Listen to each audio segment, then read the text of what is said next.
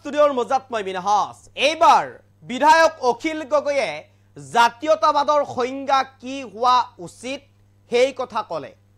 সেই কথা এই কাৰণেই কৈছে কালিৰ দিনটোত যি ঘটনা সংঘটিত হৈছিল বা আজিৰ পৰা কিছুদিন পূৰ্বে দুলিয়াজানত যি ঘটনা সংঘটিত হৈছিল এগৰাকী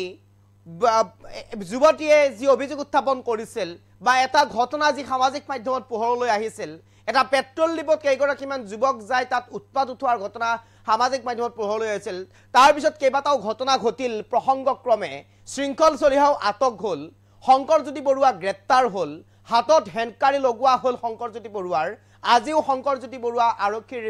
লগতে আছে বা ভিতৰত আছে ওলাবলৈ সক্ষম হোৱা নাই শৃংখল চলিহাৰ সমন্বিতে কালি প্ৰায় 100 গৰাকীকৈ অধিক লোক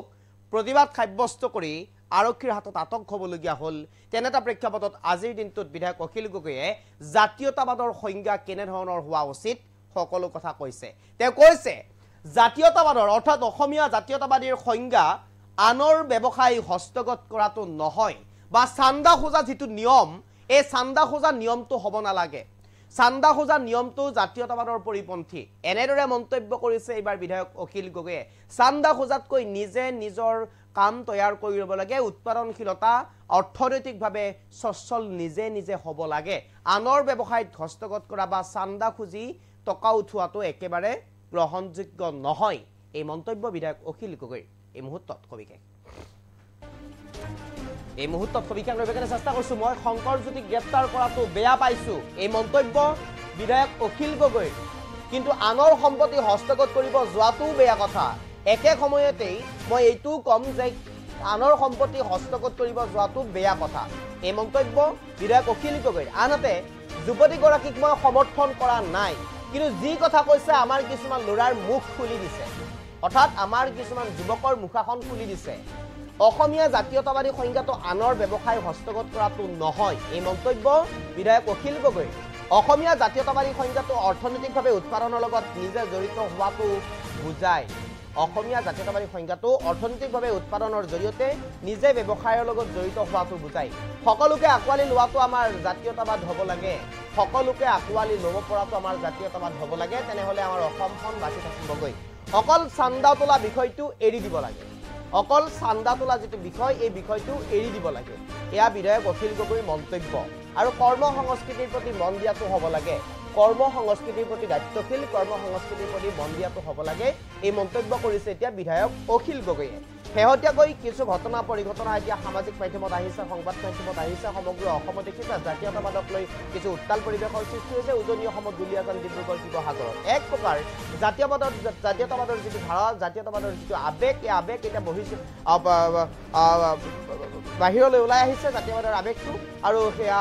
বীৰৰাজীৱ সেনাই হওক অথবা বিভিন্ন ধৰণৰ দল সংগঠনে হওক সেয়া বহিঃপ্ৰকাশ ঘটিছে আৰু সেই সময়তে বিধায়ক অখিল গগৈ এনেদৰে মন্তব্য কৰিছে জাতীয়তাবাদৰ ধাৰণাটো এক প্ৰকাৰ বুজাই দিছে কেনে ধৰণৰ হোৱাটো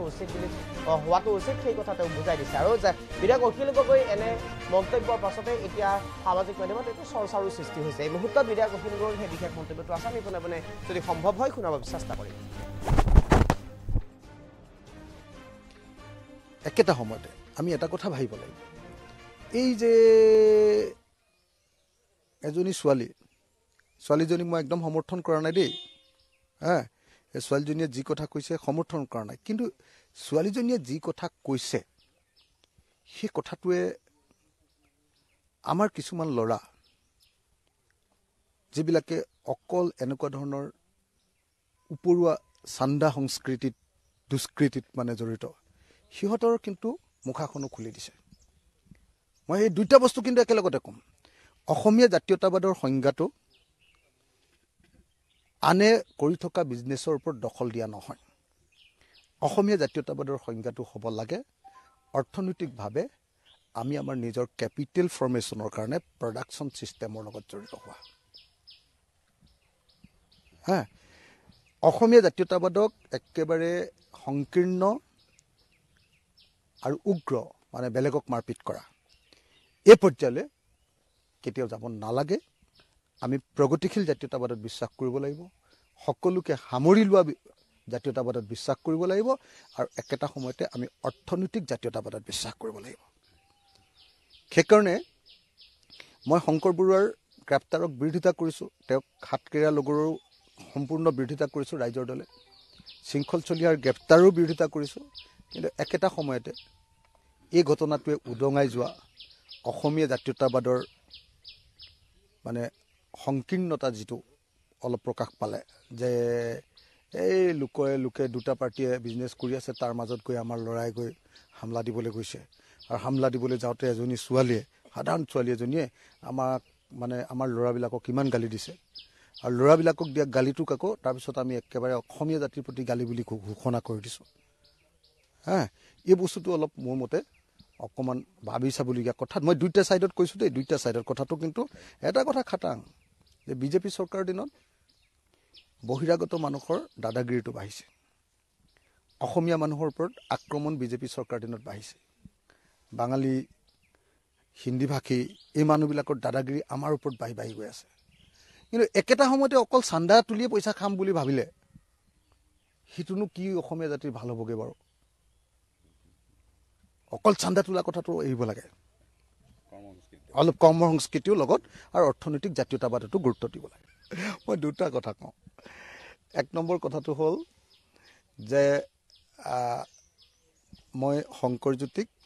গ্ৰেপ্তাৰ কৰাটো বেয়া পাইছোঁ, কিন্তু একেটা সময়তে আকৌ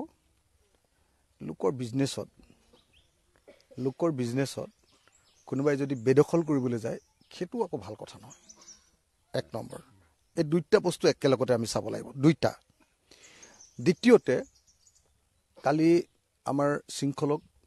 মোৰ ভাই শৃংখলক আৰু লগতে বীৰ লাচিত থানাৰ কিছুসংখ্যক সদস্যক পুলিচে আটক কৰিছিলে। মই লগে লগে আপোনালোকে দেখিছে সংবাদ মাধ্যমক মাতি আনি চৰকাৰৰ ওচৰত দাবী উত্থাপন কৰিছোঁ যে তেওঁলোকক এৰি দিব লাগে, এৰি দিছে। কিন্তু একেটা সময়তে আমি ভাবিব লাগিব, একেটা সময়তে আমি এটা কথা ভাবিব লাগিব, এই যে এজনী ছোৱালীজনীক মই একদম সমৰ্থন কৰা নাই দেই, এই ছোৱালীজনীয়ে যি কথা কৈছে সমৰ্থন কৰা নাই, কিন্তু ছোৱালীজনীয়ে যি কথা কৈছে সেই কথাটোৱে আমাৰ কিছুমান ল'ৰা যিবিলাকে অকল এনেকুৱা ধৰণৰ উপৰুৱা চান্দা সংস্কৃতিত দুষ্কৃতিত মানে জড়িত, সিহঁতৰ কিন্তু মুখাখনো খুলি দিছে। মই এই দুইটা বস্তু কিন্তু একেলগতে ক'ম। অসমীয়া জাতীয়তাবাদৰ সংজ্ঞাটো আনে কৰি থকা বিজনেছ